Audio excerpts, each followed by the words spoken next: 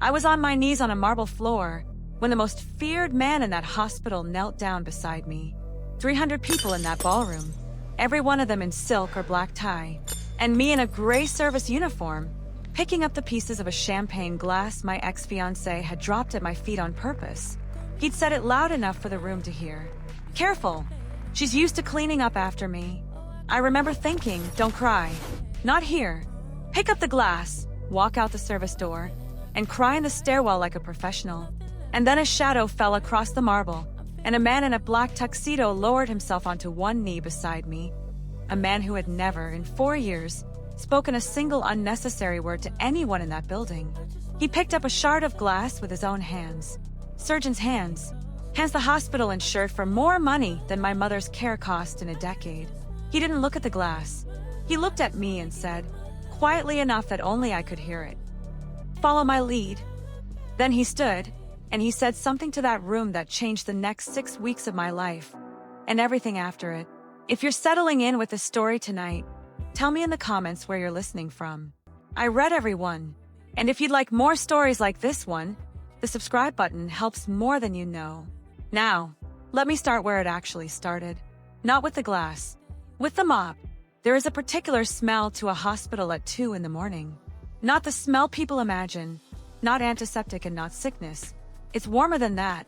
Floor wax, and old coffee, and the faint metallic sweetness of the air handling system pushing the same air around a building full of sleeping people.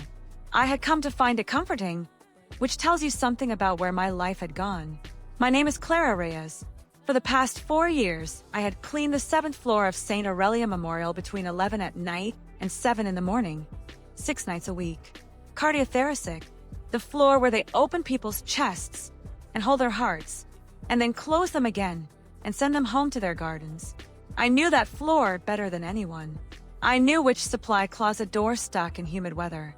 I knew that the ice machine in the family waiting room made a sound at 3 a.m. like something being dragged. I knew that room 712 had a heating vent that whistled, and that if you wedged a folded paper towel into the left corner of the grate, it stopped. I knew all of that because 4 years earlier, I had walked those same halls in a short white coat, with a student badge clipped to my pocket. I don't tell people that. It changes how they look at you. There's a particular expression that comes over a face when someone learns you used to be something, a softening around the eyes that is 9/10 pity and 1/10 relief that it wasn't them. So when the night charge nurse asked me, that Thursday, whether I could pick up an extra shift Saturday evening for the gala, I said yes without asking what the gala was. "Service personnel," she said. "Not catering. Floor and restrooms. They want someone invisible." "That's me," I said. She laughed because she thought I was joking. The annual St. Aurelia Benefactors Gala was held in the atrium of the Ashford Wing, which was named after the family that had paid for it, which tells you most of what you need to know about the evening. They had put down a temporary marble floor over the tile. Actual marble, trucked in, laid Friday to be pulled up Sunday. Somebody had done the math and decided that 300 wealthy people would give more generously if their shoes made a certain sound. I stood in the service alcove behind a screen of potted ficus, with a wheeled cart and a folded towel over my arm, and I watched a room full of people I used to expect to become. There is a specific loneliness in watching a life you were supposed to have being lived by other people in a building you helped keep clean. I want to be honest with you, I wasn't bitter. Bitter is loud. What I felt was quieter and heavier, and it had a shape like a stone I had swallowed and learned to breathe around. At 8:40, I saw Damien cross. He was standing near the champagne fountain in a tuxedo that fit him the way clothing only fits when someone has paid to make it fit. He had grown into his face. When I knew him, he'd been all sharp angles and nervous energy, a pharmaceutical liaison 2 years out of school, hungry in a way I had once found impressive. Now he was smooth, finished. The hunger had been sanded off him and replaced with something worse. He had his hand on the small of a woman's back. Vivian Ashford. I knew her by sight the way everyone in that building did. The way you know the name on the door. I did the calculation instantly and hated myself for doing it. For years, he had left me in a rented apartment with a cardboard box of my things by the door and a note that said I can't be the person who fixes this. And 4 years later, he had his hand on the back of the woman whose family owned the wing. He hadn't seen me. I made sure of it. I turned toward the cart. and adjusted the towel and waited for my pulse to come back down. At 9:15, a woman in a green gown spilled a glass of red near the west columns. I went out with the cart. I knelt, I blotted, I sprayed, I blotted again. It took 90 seconds. Nobody looked at me. That is the entire skill of the job, and I was very good at it. I was standing up when I heard him say my name. Clara! He said it with a rising note of delighted surprise, the way you'd greet someone at an airport. I turned around. He was 10 feet away, and there were maybe 15 people in earshot. And Vivian was on his arm, and he was smiling at me with what a stranger would have called warmth. My God, he said. It is you. Hello, Damien. You look. He let his eyes travel down the gray uniform and back up, and there was a full half-second of silence in which everyone within earshot understood precisely what was happening. Well, thank you. Viv, this is Clara. We knew each other in school. He turned his head slightly toward her, but he kept his eyes on me.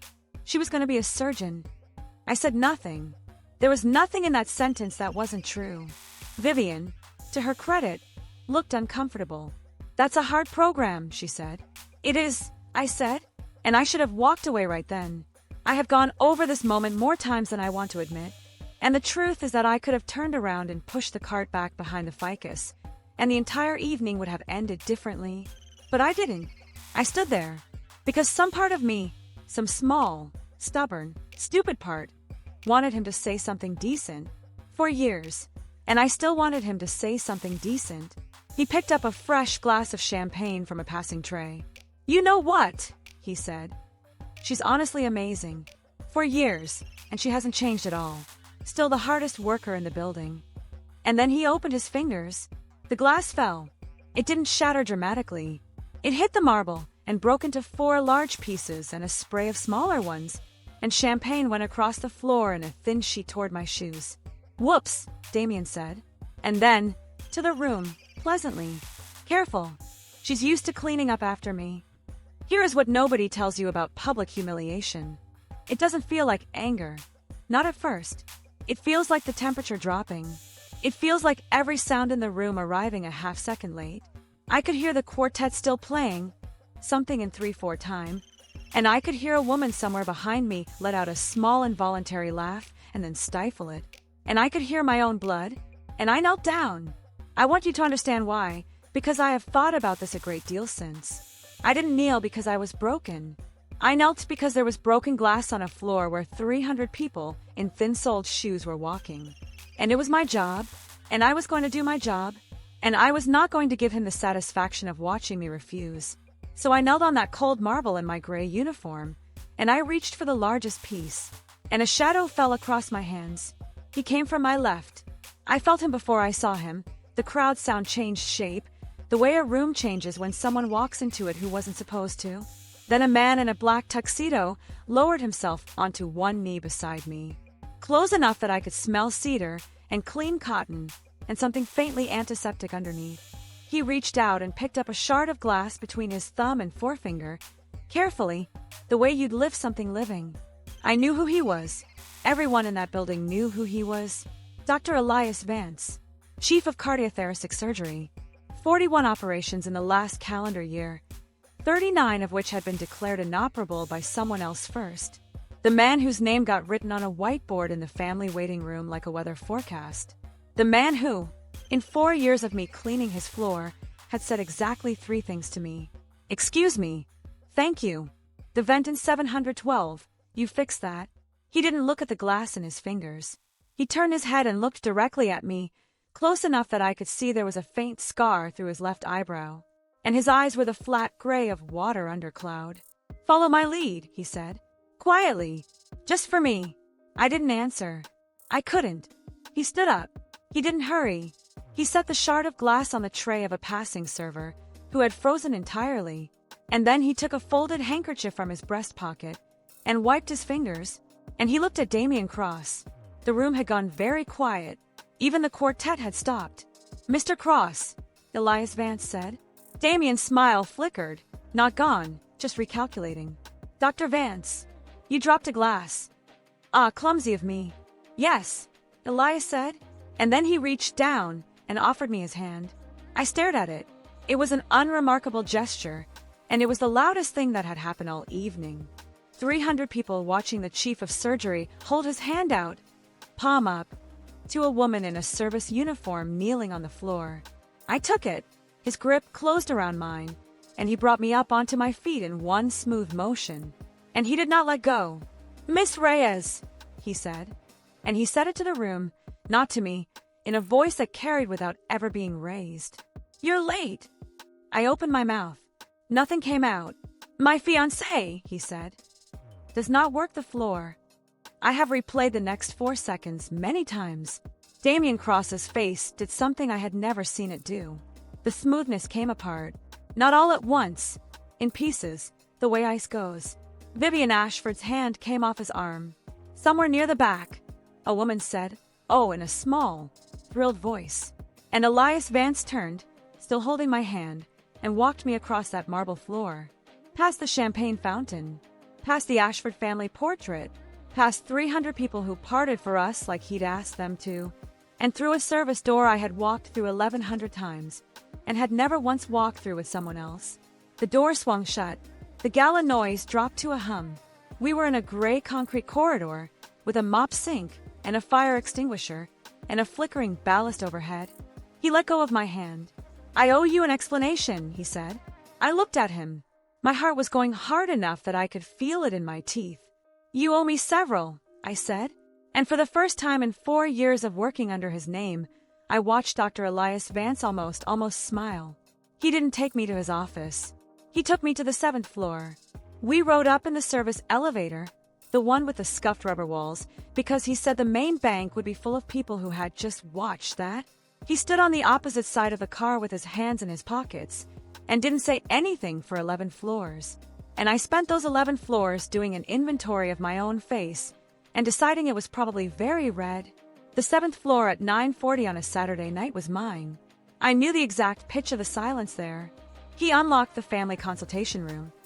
The small one at the end, the one with the 2 armchairs and the box of tissues that never got used because people mostly cried standing up. He gestured at a chair. I stayed on my feet. "Sit down, Miss Reyes." "I'd rather not."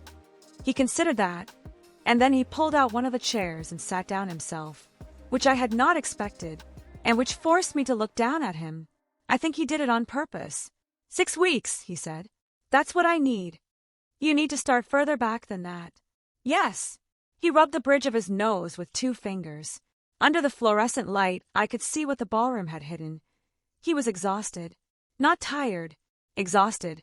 In the deep structural way that sleep doesn't fix. "My brother died 14 months ago. Car accident on the coast road. His wife died with him." I felt the floor shift, slightly. "I'm sorry," I said, and I meant it. "They had a daughter. Sophie. She's 6. He said the name carefully, the way you carry something full. "She's lived with me since the funeral. I have legal guardianship." "Had," I said. He looked up. "Why do you say that?" "Because you said had guardianship in the tone of a man who is about to say but." Something moved behind his eyes. "Her maternal grandmother has filed for custody. Margot Ellery. The hearing is in 6 weeks and 2 days. He laid his hands flat on his knees. "Her argument is not unreasonable, which is the problem.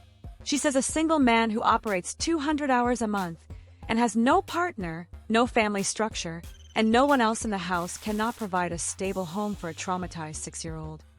Is she wrong?" I heard it come out of my mouth, and I would have taken it back if I could, but he didn't flinch. "No," he said.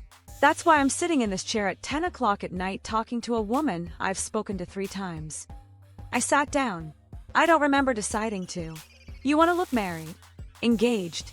Married inside 6 weeks is suspicious. Engaged is a life in progress." He said it flatly like a treatment plan. "The evaluator visits the home twice. There's a social worker interview. There's a hearing. I need someone in that house who is present, who is consistent, and who is good with Sophie. And I need it to be true enough that no one has to lie under oath." "That's not a fake engagement," I said. "That's a job." "Yes." "Then why did you announce it in front of 300 people instead of hiring someone?" And there it was, the first real crack in him.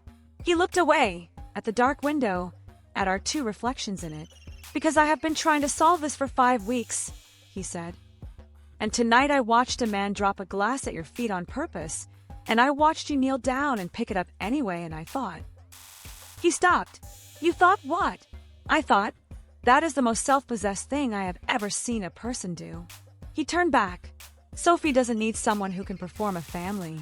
She needs someone who doesn't flinch. I have watched hundreds of people flinch in this building, Miss Reyes. You didn't. I sat very still. There's a thing that happens when you have spent 4 years making yourself small enough to move through a room unnoticed. And then someone tells you they noticed. It doesn't feel good, exactly. It feels like standing up too fast. Say the terms, I said. He said the terms.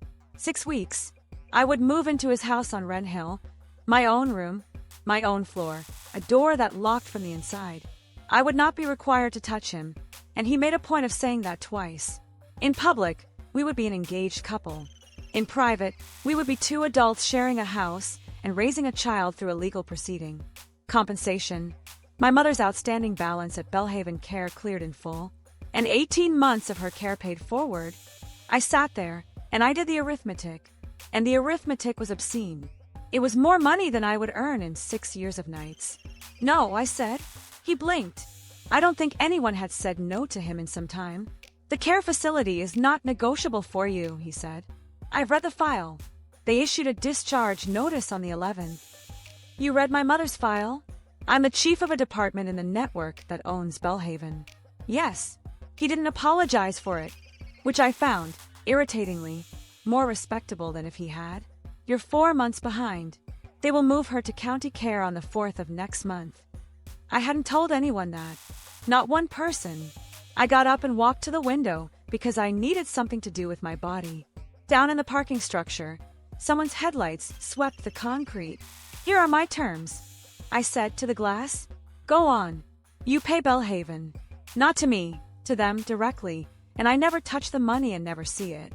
I turned around, because if you hand me a check, then for the rest of my life, I was a woman who was bought. And I've already spent 4 years being a woman something happened to. I'm not adding that. He was watching me with an expression I couldn't place. Second, if Sophie ever asks me directly whether it's real, I don't lie to her. I'll deflect, I'll redirect, I'll say it's grown-up business. But I will not look a 6-year-old in the eye and lie to her, and if that costs you the case, then it costs you the case. Agreed, he said immediately. That surprised me. I had expected an argument. Third, this was the one I'd been building to, and my voice went thinner than I wanted. There's a form, petition for reinstatement, School of Medicine. It requires an attending physician's evaluation. 4 years ago, I was told I'd never get one signed in the state. The room got very quiet. You want me to sign it? He said. No. I shook my head hard. That's the opposite of what I want. I want you to let me earn it. 6 weeks in your house. And if you can honestly write that I'm fit to practice, you sign it. If you can't, you don't. And I'll take that too. I lifted my chin.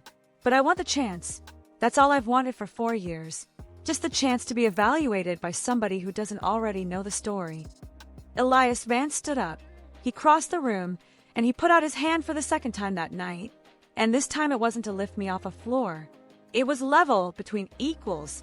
Miss Reyes, he said, you drive a harder bargain than the hospital board. The hospital board has never been 4 months behind at Belhaven. He took my hand. His grip was dry and warm and absolutely steady. And I thought, these are the hands that hold hearts. 6 weeks, he said. 6 weeks. One more thing. He hadn't let go. In front of other people, you'll have to call me Elias. I looked at him, this man I had been cleaning up after, silently for 4 years, whose name I had said out loud maybe twice in my life. Elias, I said, and something in his face went briefly, completely undefended. Then he let go of my hand and put the surgeon back on like a code and said, a car will come for you Monday at 8. The car came at 8, exactly, and it was not the kind of car that idles at a curb on Delancey Street without someone looking out a window. I had 1 suitcase and a grocery bag. That was the accounting of 32 years. The suitcase held clothes. The bag held my mother's photograph album, a chipped mug she'd had since before I was born, and a plastic folder with every document that proved that I had once been someone with a future in medicine. The driver put the suitcase in the trunk and reached for the bag, and I said, "I'll keep that." And he said, "Of course, miss." And that was the entire conversation for 40 minutes. It rained the whole way. The city thinned out. The buildings stopped being buildings and started being properties. And then the properties stopped being visible from the road at all. And there was just a wet gray stone wall going by on the left for what felt like a very long time. Wren Hill. I remember thinking, whatever is behind this wall, I am going to walk out of it in 6 weeks with my mother's safe and a signature on a form. And I am not going to want anything else. I want you to remember that I thought that. It becomes funny later. The house sat at the top of a gravel turn. And it was beautiful in a way that made my chest hurt. Gray stone. 3 floors. A slate roof darkened with rain. Ivy on the west face kept trimmed off the windows. A gravel court with a stone basin in the middle where a fountain must have run once. It wasn't running now. Rainwater had collected in it and gone the color of tea. The front door opened before the car stopped. The woman in it was somewhere in her 60s, tall, in a navy cardigan, with her gray hair pinned up and reading glasses pushed onto the top of her head. She had the specific posture of someone who has been holding a building together alone for a long time and is not certain she wants help. "You'll be Miss Reyes," she said. "Clara." "Grace Adeyemi. I run the house." She looked at the suitcase. She looked at the grocery bag. She looked at me, and I watched her make an entire assessment in about 4 seconds. And I could not tell you what conclusion she reached. "You'll want tea." "I'd want a mop, honestly." Something flickered at the corner of her mouth. "Well," she said, "that's a start." The inside of that house is difficult to describe because the difficulty is the point. It was immaculate. Every surface clean, every rug straight, every lamp working. Grace Adeyemi was very good at her job, and it was dead. I knew it in the entryway, and I couldn't have told you why for about 10 minutes. Then I worked it out. Nothing had moved. There was a coat rack by the door with a woman's rain jacket on it, sage green, a size 6, with a hair elastic still looped around the hook. There was a pair of men's running shoes under the bench, the left one still holding the shape of a foot. On the hall table, a bowl of keys, and one of the keyrings had a little enamel puffin on it. And on the walls, photographs. Everywhere. A dark-haired man, who looked like Elias but softer around the eyes, with an arm around a laughing woman in a yellow dress. The 2 of them on a beach. The 2 of them at a hospital. The woman holding a newborn with that stunned expression new parents have. The 3 of them, later, on the front steps of his house, the little girl maybe 4, squinting into the sun. 14 months. Grace saw me looking. "He won't have them moved," she said quietly. I asked once. Only once. The house smelled of beeswax polish and cold stone, and faintly underneath it all, of a room that has not had a window opened in it for a while. That smell doesn't come from dirt. It comes from stillness. I have cleaned a lot of buildings. I know the difference between a house that is empty and a house that is holding its breath. My room was on the 2nd floor, east side, at the end of a corridor. It was larger than the apartment I had been living in. Pale walls, a bay window looking over the wet garden, a bed with white linen, a writing desk, a wardrobe, and a door to my own bathroom. Someone had put fresh-cut greenery in a jar on the desk. Not flowers, greenery. Somehow that was more thoughtful. I set the grocery bag down on the bed. I put my mother's mug on the windowsill, because a room with her mug in it is a room I can sleep in. Then I went back to the door, and I checked the lock. It turned. Solid, modern, a proper deadbolt. I checked it twice. I'm not ashamed of that. A woman who is about to sleep in a stranger's house checks the lock twice. And any man who would be offended by that is exactly the man you should be checking it for. I found out later that he'd had it installed the day before I arrived. He never mentioned it. Grace told me, 6 weeks on. And by then it meant something entirely different. He came home at 11:10. I heard the car, and then the front door, and then nothing for a long time. No voice, no television, no footsteps upstairs. I sat on the edge of the bed in a house the size of a small hotel and listened to a man be silent in it. At some point, I fell asleep on top of the covers with the light on. And at some point after that, I woke up because somewhere on the floor above me, a child was crying. Not screaming. Not a nightmare. Just crying. The exhausted, ongoing, hopeless kind. The kind that has been going for a while and expects to go on for a while longer. I lay in the dark and I listened. I waited for a door, for footsteps, for a voice saying it's all right. It's all right, I'm here. Nothing came. I lay there for 11 minutes. I know because I watched the clock. And then the crying stopped on its own, the way the weather stops. And the house went quiet again. And I lay awake until 4 in the morning thinking, nobody is going to her. Sophie Vance was small for 6. She came into the kitchen the next morning at 7:40 in a school cardigan with the sleeves pulled down over her hands. And she stopped when she saw me, and she looked at me for a long moment with a completely level, completely unreadable expression. Then she went to the table and sat down and picked up her spoon. Sophie, Grace said, this is Clara. She's going to be staying with us. Sophie ate her cereal. Grace's mouth tightened, just slightly, in a way I recognized. It was the face of a person apologizing for a child without wanting to apologize for a child. Good morning, Sophie, I said. Nothing. I sat down at the other end of the table with my coffee, and I didn't say anything else. That's not a technique. I just genuinely didn't have anything to say that wouldn't have been for my benefit rather than hers. After about 4 minutes, she got up, carried her bowl to the sink. She had to go up on her toes to reach, and left the room. Grace let out a breath. She used to talk constantly, she said. You couldn't stop her. She'd tell you the entire plot of a cartoon, beginning to end, with all the voices.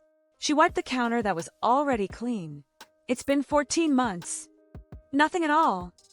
A word here and there. Yes. No. Thank you. Grace shook her head. There are people they've taken her to. Very expensive people. They all say the same thing. She'll speak when she has something she needs to say badly enough. And nothing's been that important yet. No, Grace said. Not yet. She carried a paper crane in her cardigan pocket. I noticed it on the 3rd day. Orange paper, folded small. The creases gone soft and furred at the edges the way paper goes when it has been handled several thousand times. She never took it out. She just put her hand in her pocket sometimes and held it, and then took her hand out again. I asked Grace about it once, and Grace said her mother made it, and then went to check on something in another room. And I did not ask again. Here is what I did not do in those first 5 days. I did not try to make her talk. I did not crouch down and put my head on one side and use the voice. I did not buy her anything. I did not ask her about her parents, or her school, or her feelings. And I did not once tell her that I understood, because I didn't. And children can smell that on you. What I did was be in rooms. I read at the kitchen table when she did her homework. I was in the garden when she was in the garden. I existed at a consistent distance, and I let her get used to the shape of a person who wanted nothing from her. It's a thing I learned on night shift, honestly. There are patients on a cardiac floor at 3 in the morning who are terrified and won't say so. And you cannot fix that by talking at them. You fix it by mopping the corridor slowly enough that they can hear someone is out there. On the 6th night, I heard her crying again. Same time, around 1. Same exhausted, ongoing sound. And this time I got up. I stood in the corridor outside her door for probably 90 seconds.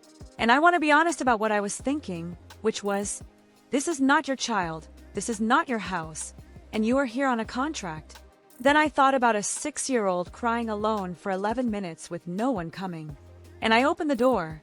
She was sitting up in bed, small shape against the headboard, both hands wrapped around something in her lap. The room was cold, properly cold, the kind of cold that gets into the sheets. And there was a sound in the room, a thin, insistent, rising whistle. The heating vent.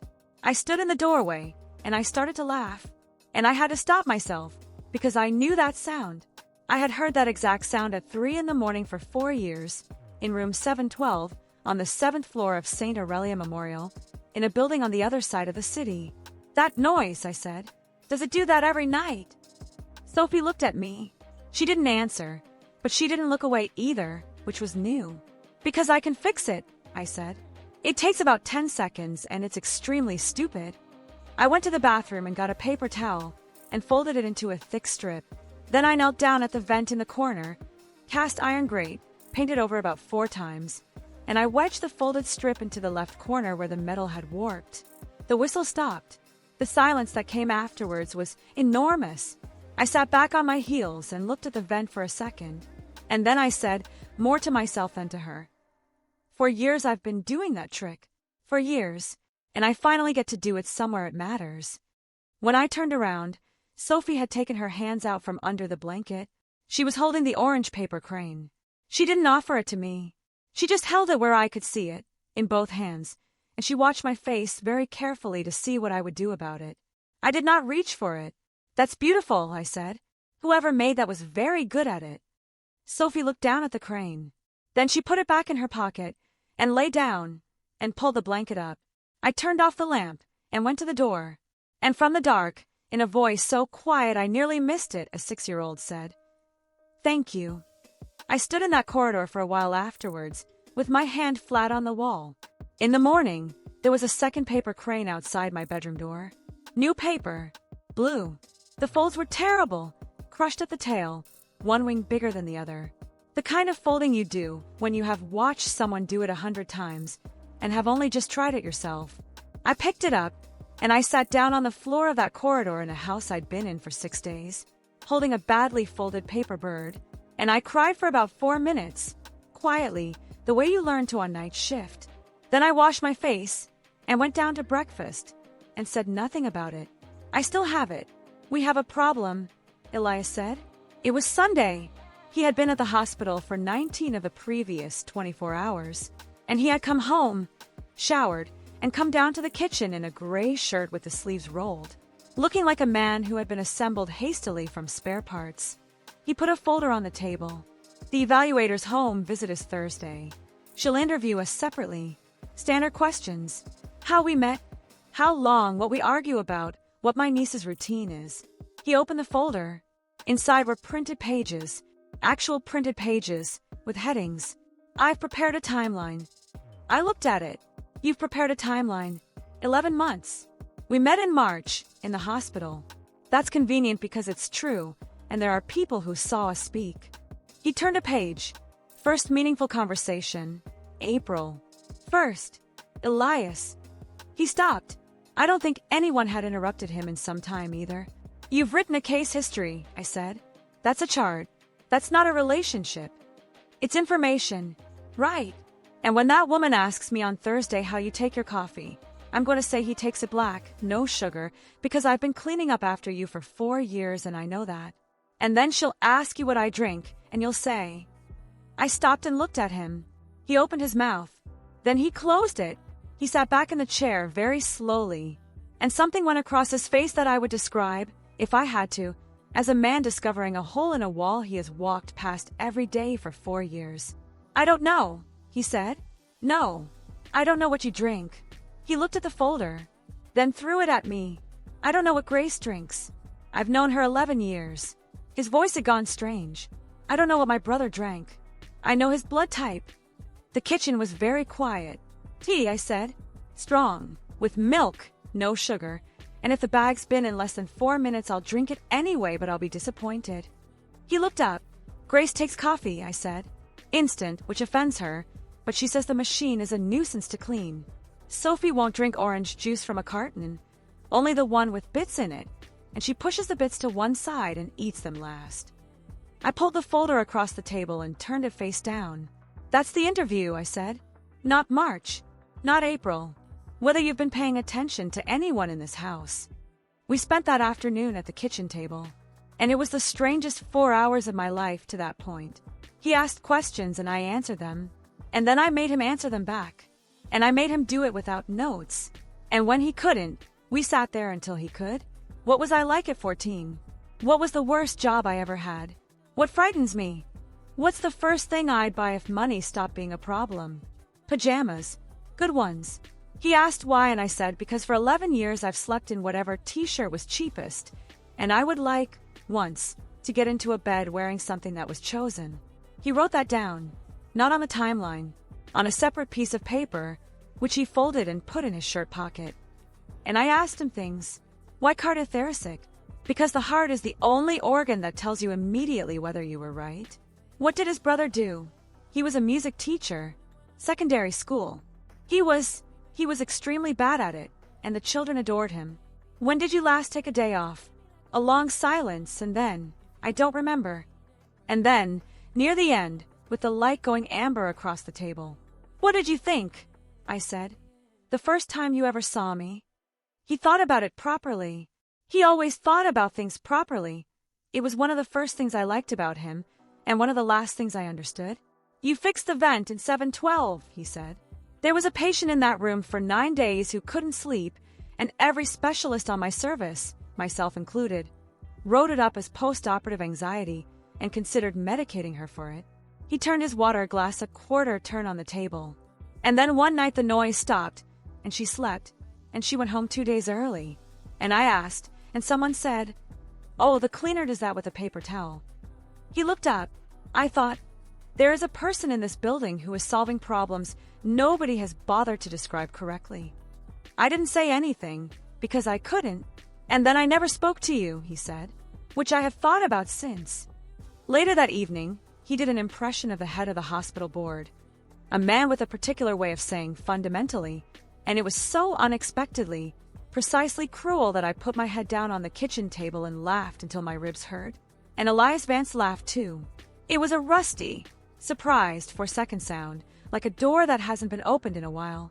From the pantry, there was a clatter of something metal hitting the floor. Grace Adeyemi appeared in the doorway with a spoon in her hand, and an expression I will remember for the rest of my life. She looked at him, and then at me, and then she said, very carefully, "I'll just get another one," and went back into the pantry. She didn't come out for about 2 minutes. I'm fairly sure she was crying. Margot Ellery came on a Saturday, and everything I had prepared for was wrong. I had built a picture of her. I'm not proud of it. I had built a hard woman with a good handbag and a lawyer's phone number. Someone who wanted a child the way people want a possession. The woman who got out of the taxi was 64 and wore a raincoat that had been rained on many times. She had a canvas bag over her shoulder with a paperback and a packet of biscuits sticking out of it. She had Sophie's chin. And when Sophie came around the side of the house and saw her, the child ran.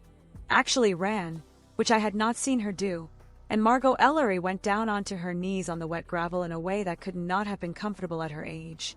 And held on. I stood in the doorway, and I watched a woman who loved that child hold her, and I felt the entire architecture of the next 6 weeks shift under me. Oh, I thought, this is going to be much harder than a villain. We had tea in the garden room because the rain had stopped. Margot was gracious. That's the word. She admired the roses. She asked after Grace's sister by name. She thanked me twice for things I hadn't done. And then Sophie went inside to fetch something. And the pleasantness came off the conversation like a cloth off a table. "How long have you known him?" she said. 11 months. "And engaged how long?" "Since March." "That's fast." "It is." She poured more tea. Her hands were steady. "Miss Reyes, may I ask you 3 questions? You needn't answer any of them. I'd simply like to have asked." "Go ahead." "The first." She set the pot down. "When Sophie has a nightmare, and she does, roughly twice a week, who goes to her?" I said nothing. "That isn't a trick," she said. "I know the answer. I'd only like to know whether you do." "I do now," I said. "Yes." She spoke slowly. "Now, second question. What is her teacher's name?" "Mrs. Okonjo." "Very good. And who told you that? Elias or Grace?" "Grace." "Yes," Margot said again. And she wasn't unkind about it, which was the worst part. She looked out at the garden for a moment. A blackbird was going along the wall. "Third question," she said. "And you truly don't have to answer this one. My daughter was 34 when she died. She had a very great deal of life left, and I have spent 14 months watching a good and grieving man keep her daughter in a house full of her photographs, in a bedroom nobody sits in at night, and go to work for 200 hours a month because it is the only place on earth where he can be useful." She turned back to me. "So my question is this. In 6 weeks' time, or 6 months, when the hearing is over and the file is closed and everyone stops watching, will you still be here?" I looked at that woman across a garden table, and I could not answer her because the honest answer was written on a contract in a drawer upstairs, and it said 6 weeks. "That's what I thought," she said gently. "I'm not your enemy, my dear. I want you to understand that. I'd be delighted to be wrong." She gathered her bag. Sophie came back out with a drawing, and Margot admired it properly. For a long time, the way you should, at the door, with the taxi waiting on the gravel. She paused and put her hand briefly on my arm. "He's a very good surgeon," she said. "That isn't the same thing as a father. It might become the same thing. But somebody has to make it happen, and it can't be him. He's the one drowning." Then she kissed Sophie and got into the taxi and went. I stood on those steps for a long time. He found it on a Tuesday. I came down at 11 at night for water, and there was light under the study door, which was not unusual, and a smell of wood smoke, I was knocked out. "Come in." He was sitting on the floor. That's what I noticed first. Elias Vance on the rug, with his back against the front of his desk and his legs out in front of him, in shirt sleeves, with a fire going and papers spread out across the floor in a rough arc around him. He didn't look up. "Sit down," he said. I sat down on the rug, a careful distance away. "I pulled your reinstatement file," he said. "Not to sign anything. To read what's in it, because I'm going to be asked to certify a judgment about you, and I don't certify things I haven't read." My stomach went cold. "Elias, there's a note in the file," he said, dated the 14th of October, 4 years ago. It says, "Student withdrew voluntarily. No academic deficiency. Advised." He looked up at last. Advised. One word. No signature. No detail. He held up a second sheet. So I went to the incident archive, because advised is a word that gets used when someone doesn't want to write a sentence.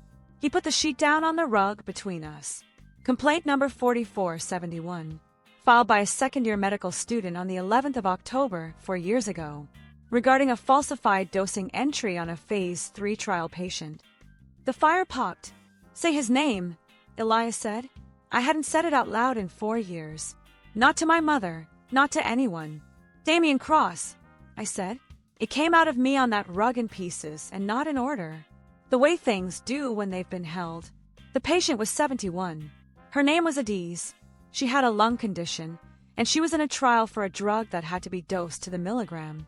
And she had good days when she'd tell me about her allotment. The entry was wrong. Not a typo, a smoothing. A dose recorded as given at the correct hour, when I had been in the room at that hour and it had not been given. And then, 11 days later, the same hand, the same smoothing. Damien was the liaison. He was the one who reconciled the trial log against the ward record. He had a bonus structure tied to protocol compliance rates. I did not know that at the time. I found it out afterwards, which is a special kind of pain. I told him first. That's the part I've never forgiven myself for. I gave him the chance. I sat across from him in a coffee place, and I said, "There's an error in the log, and I think it's yours, and I think you should correct it." And he held my hand across the table and said, "Thank you for coming to me first." And I thought I was doing the right thing. 11 days later, I filed the formal complaint, because nothing had been corrected. 9 days after that, I was called into a meeting with 2 people I had never met. They were very calm. They said the complaint had been reviewed and closed. They said there had been concerns raised about my clinical judgment and my interpersonal conduct on the ward. They said a formal disciplinary process would be extremely stressful and could take a year and would appear on my record either way, and that many students in my position chose, at that point, to step back voluntarily and reapply when circumstances were more favorable. And then one of them said, and I can hear it now, the exact intonation, "We understand your mother has recently become unwell." That must be a great deal to carry. My mother had her stroke 19 days earlier. I signed the withdrawal form the next morning. "Adiz," Elias said. "Did she?" "She finished the trial. She was fine." I wiped my face with the back of my wrist. That's the thing everyone assumes is the point. Nobody died. Everyone was fine. So it was nothing. It was nothing. I know. It was falsification of a trial record, and it was buried by an institution to protect a compliance number. He was very still. "And you have been mopping their floors for 4 years." "I needed the insurance," I said. "For my mother. It was the only job in the network I could get with a withdrawal on my file." And then Elias Vance said something quietly into the fire that I think about a great deal. "You didn't lose medicine," he said. "It was taken from you, and then you were sent the bill for it." He stood up. He walked to the window and stood with his back to me for a while. And when he turned around, his face had gone somewhere I hadn't seen it go. "The archive copy still exists," he said. "Complaint 4471. The original log entries were amended 11 days after your complaint, which means somebody knew it was real. Amendment records are permanent. They're in the system right now." "I know. You knew." "Elias, I worked nights on that floor for 4 years. I stood up too. I've had 4 years of access to those terminals. Of course I knew." "Then why?" "Because the second I opened that file, I'd have been a cleaner accessing patient records without authorization, and I'd have lost the job and the insurance.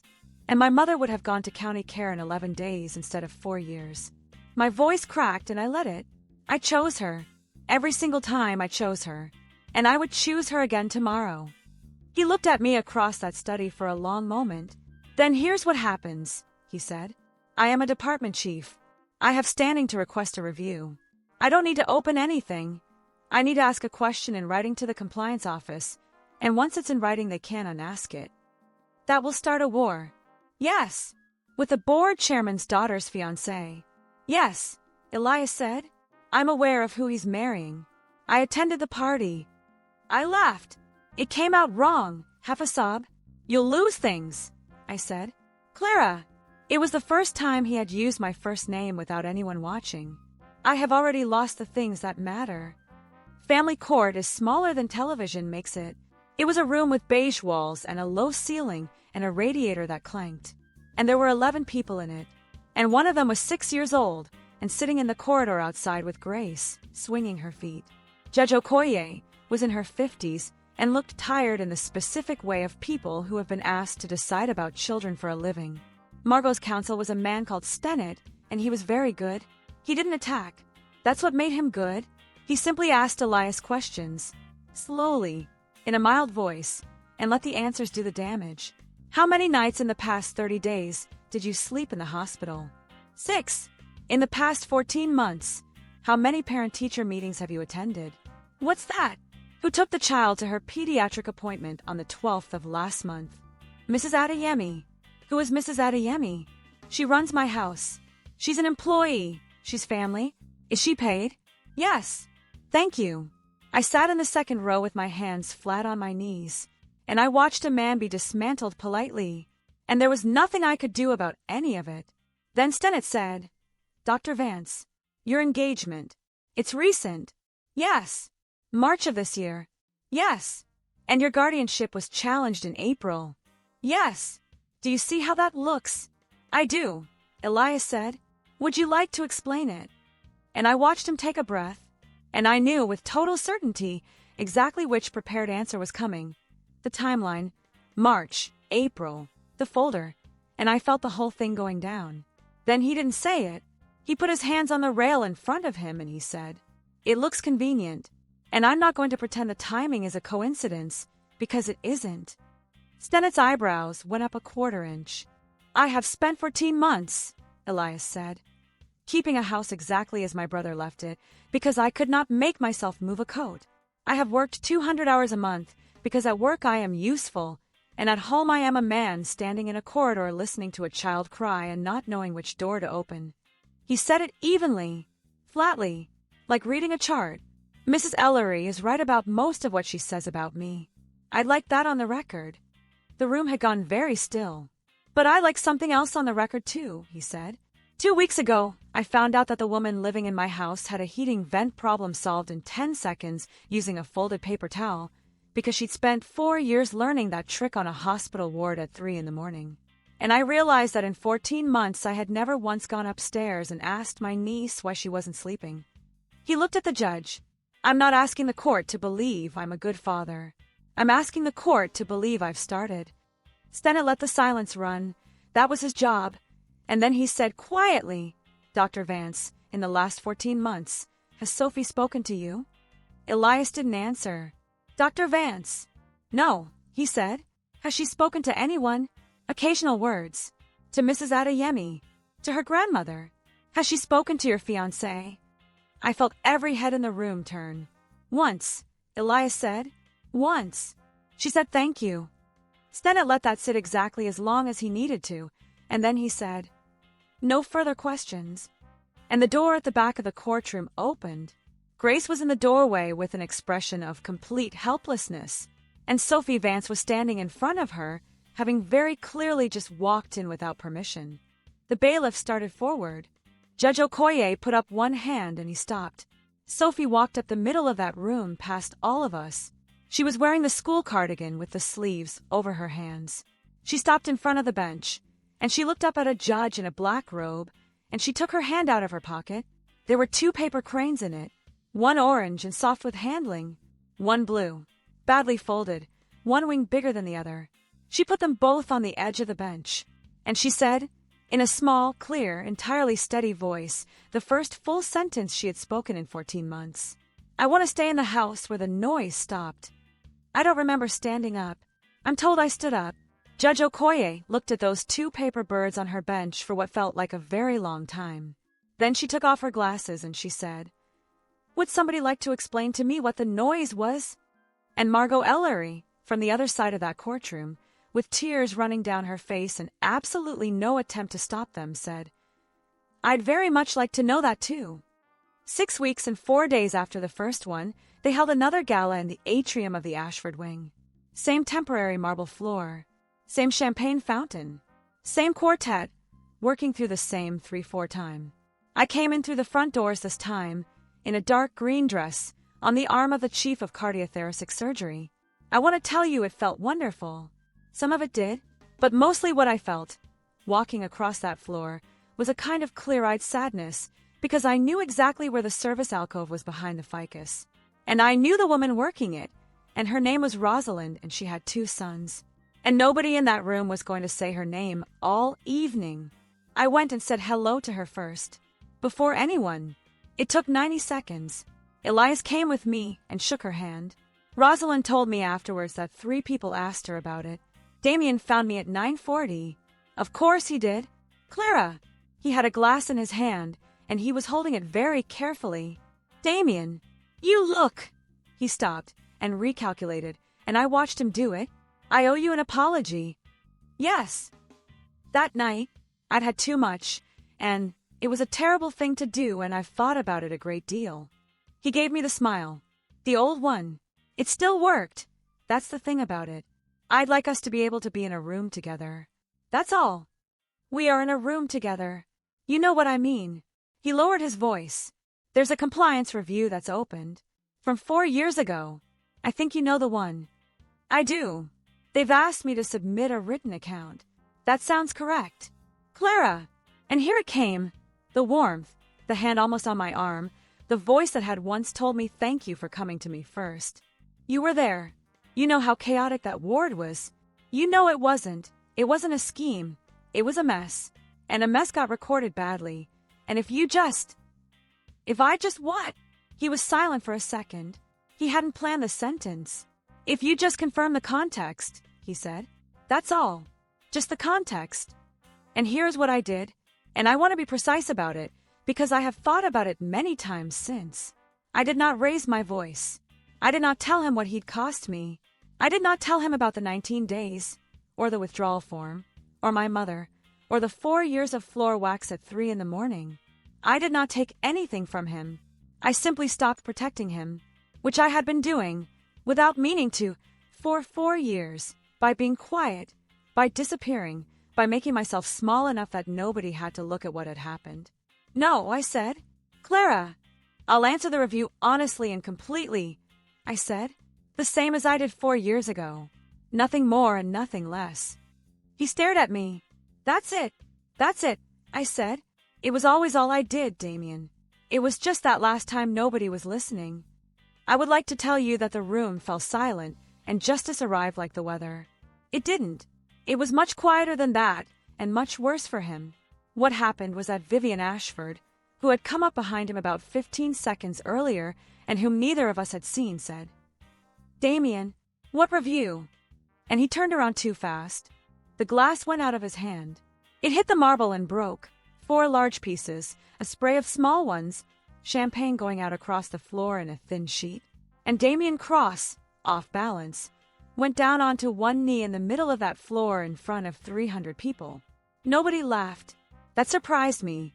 I looked down at him, kneeling there in a $2,000 tuxedo among the pieces of a glass. And I felt nothing triumphant. Nothing at all like what I'd rehearsed in 1,000 imagined versions of this over 4 years. I just felt tired and a bit sorry, which is the most annoying possible way for a story like this to end. So I did the only thing that seemed right. I bent down, and I put out my hand. "Get up," I said. "There's glass." He looked at my hand. He didn't take it. I don't think he could have. Rosalind was already coming with the card. I stepped back and gave her room. And I said, "Careful of the left side. It went further than it looks." And she said, "Thanks, love," and got on with it. And I walked away. Elias was waiting by the column, and he had watched all of it, and he didn't say anything for a moment. "You offered him your hand," he said. "There was glass. There was—" He looked at me for a long moment with an expression I had never seen on him, something wide open and slightly stunned. "What?" I said. "Nothing." He shook his head slightly. "I'll tell you later." The compliance review took 4 months, and it did not go the way stories say these things go. Nobody was arrested. Nobody made a speech. An amendment record was examined. A bonus structure was found to have been improperly linked to protocol metrics and was discontinued across the network. 2 administrators took early retirement. Damien Cross's employment ended by mutual agreement, and his professional registration was suspended pending review, which in that industry is the same thing as a door closing. And a note was added to an academic file for years late that read, "Complaint 4471 substantiated. Withdrawal was not voluntary. Record corrected." I read that sentence about 40 times. The custody hearing concluded 11 days after the courtroom. Sophie stayed. Margot Ellery got 2 weekends a month, school holidays, and a standing Sunday phone call. And she got them because Elias offered them before the judge could order them. She and Elias are, now, something close to friends. I did not see that coming, and neither did they. Sophie talks. Not constantly, not yet, not the way Grace described. But she talks. She told me the entire plot of a cartoon last week, beginning to end, with all the voices. And it took 19 minutes, and I did not move.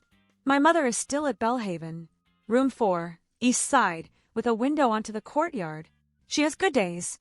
On the good days, she asks about the tall doctor, and I tell her he's fine. The 6 weeks ended on a Thursday. I knew because I had it written on a piece of paper in my bedside drawer, and because I had woken up every day of the last 10 counting. He came home early, actually early at 6, which Grace informed me had not happened in 14 months. And he asked me to come to the study. There was an envelope on the desk. "Petition for reinstatement," he said. "Attending physician's evaluation." Signed. I picked it up. My hands were not steady. "You can read it now or later." Now. I opened it. I had expected a form, boxes and a signature. What was in there was a full page, single-spaced, in a small, precise hand. I'm not going to read you the whole thing, but there was a line in the middle of it that I am going to read you, because it is the reason I am telling you this story at all. I have supervised residents for 11 years. In that time, I have learned that clinical ability can be taught, and that the thing which cannot be taught is the willingness to keep noticing a problem after everyone senior to you has decided it is not a problem. Miss Reyes has that. She had it 4 years ago, and this institution punished her for it, and I would consider her admission a partial correction of that error rather than a favor. I sat down on the arm of the chair. "Elias, there's a second thing," he said. He took the folded piece of paper out of his shirt pocket, the one from the kitchen table, weeks earlier. It had gone soft at the creases. He unfolded it and put it on the desk. And I looked down and saw, in that same small hand, pajamas. Good ones. Chosen. "The contract is finished," he said. "As of today, Bellhaven is paid through 18 months. The reinstatement is filed, and you owe this house nothing. I want to say that first and clearly, because what I'm about to say next has to be said to someone who is free to walk out of the room." I couldn't speak. "I'm not going to ask you to stay for Sophie," he said. "That would be a very effective thing to say, and it would be a manipulation, and you have had enough of those." He put his hands in his pockets.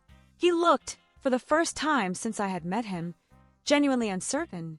"So I'm going to ask you a much worse question. which is a completely selfish one. Ask it. 6 weeks ago, I knelt down on a floor because I couldn't stand what I was watching, he said. I told myself it was strategy. It wasn't. And then you came into this house and opened a window and fixed a vent and made a child speak. And I have spent the last 2 weeks realizing that I have not been living here. I've been storing things here, including myself. He looked at me.